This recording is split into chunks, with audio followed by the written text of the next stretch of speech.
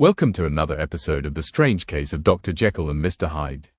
Today's story involves a murder, the Carew murder. It seems Mr. Carew was well-to-do and known about town. Let's get to the story and find out what happened and see if the crime is solved. The Carew murder case. Nearly a year later, in the month of October, London was startled by a crime of singular ferocity and rendered all the more notable by the high position of the victim. The details were few and startling. A maidservant living alone in a house not far from the river had gone upstairs to bed about 11. Although a fog rolled over the city in the small hours, the early part of the night was cloudless, and the lane, which the maid's window overlooked, was brilliantly lit by the full moon. It seems she was romantically given, for she sat down upon her box, which stood immediately under the window, and fell into a dream of musing. Never, she used to say, with streaming tears, when she narrated that experience, never had she felt more at peace with all men or thought more kindly of the world. And as she so sat she became aware of an aged beautiful gentleman with white hair, drawing near along the lane, and advancing to meet him, another and very small gentleman, to whom at first she paid less attention. When they had come within speech, which was just under the maid's eyes, the older man bowed and accosted the other with a very pretty manner of politeness. It did not seem as if the subject of his address were of great importance. Indeed, from his pointing, it sometimes appeared as if he were only inquiring his way, but the moon shone on his face as he spoke, and the girl was pleased to watch it. It seemed to breathe such an innocent and old-world kindness of disposition, yet with something high too, as of a well-founded self-content. Presently her eye wandered to the other, and she was surprised to recognize in him a certain Mr. Hyde, who had once visited her master and for whom she had conceived a dislike. He had in his hand a heavy cane, with which he was trifling, but he answered never a word, and seemed to listen with an ill-contained impatience. And then all of a sudden he broke out in a great flame of anger, stamping with his foot, brandishing the cane, and carrying on, as the maid described it, like a madman. The old gentleman took a step back, with the air of one very much surprised and a trifle hurt, and at that Mr. Hyde broke out of all bounds and clubbed him to the earth. And next moment, with ape-like fury, he was trampling his victim underfoot and hailing down a storm of blows, under which the bones were audibly shattered and the body jumped upon the roadway. At the horror of these sights and sounds, the maid fainted. It was 2 o'clock when she came to herself and called for the police. The murderer was gone long ago, but there lay his victim in the middle of the lane, incredibly mangled. The stick with which the deed had been done, although it was of some rare and very tough and heavy wood, had broken in the middle under the stress of this insensate cruelty, and one splintered half had rolled in the neighboring gutter, the other, without doubt, had been carried away by the murderer. A purse and gold watch were found upon the victim, but no cards or papers, except a sealed and stamped envelope, which he had been probably carrying to the post office, and which bore the name and address of Mr. Utterson. This was brought to the lawyer the next morning, before he was out of bed, and he had no sooner seen it and been told the circumstances, than he shot out a solemn lip. "I shall say nothing till I have seen the body," said he. "This may be very serious. Have the kindness to wait while I dress." And with the same grave countenance he hurried through his breakfast and drove to the police station, whither the body had been carried. As soon as he came into the cell, he nodded. "Yes," said he, "I recognize him. I am sorry to say that this is Sir Danvers Carew." "Good God, sir," exclaimed the officer, "is it possible?" And the next moment his eye lighted up with professional ambition. "This will make a deal of noise," he said, "and perhaps you can help us to the man." And he briefly narrated what the maid had seen, and showed the broken stick. Mr. Utterson had already quailed at the name of Hyde, but when the stick was laid before him, he could doubt no longer. Broken and battered as it was, he recognized it for one that he had himself presented many years before to Henry Jekyll. "Is this Mr. Hyde a person of small stature?" he inquired.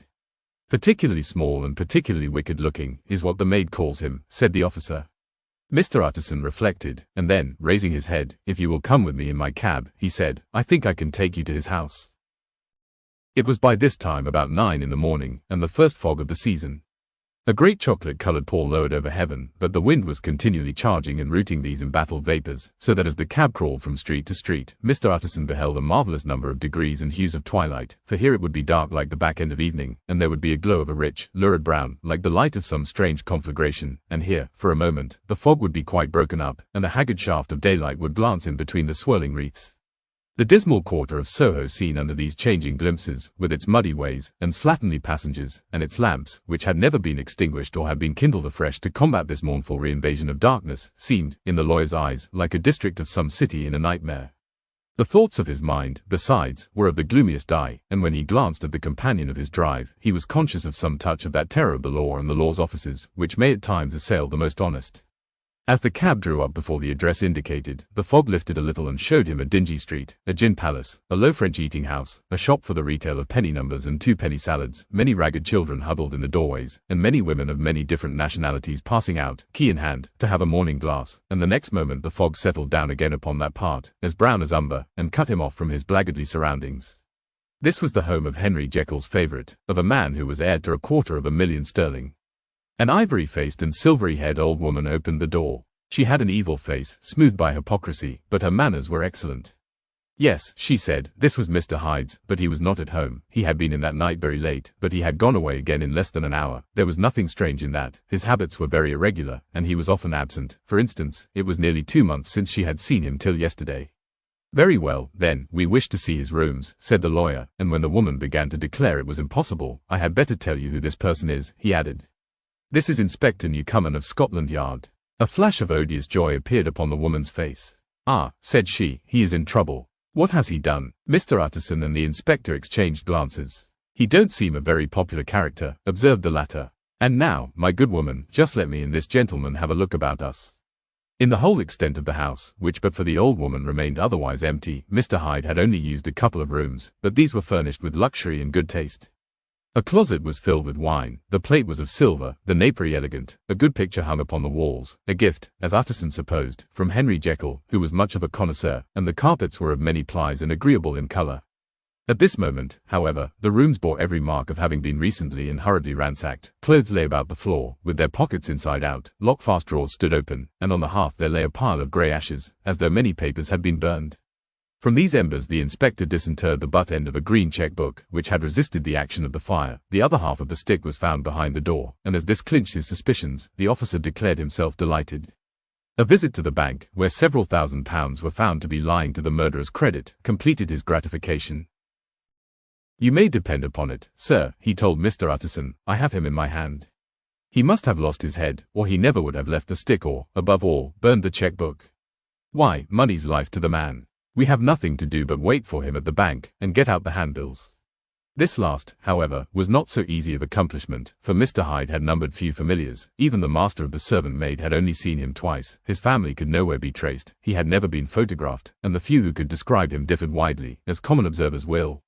Only on one point were they agreed, and that was the haunting sense of unexpressed deformity with which the fugitive impressed his beholders. Thank you for listening to today's story on The Jordan Show. Return next time when we discover the incident of the letter.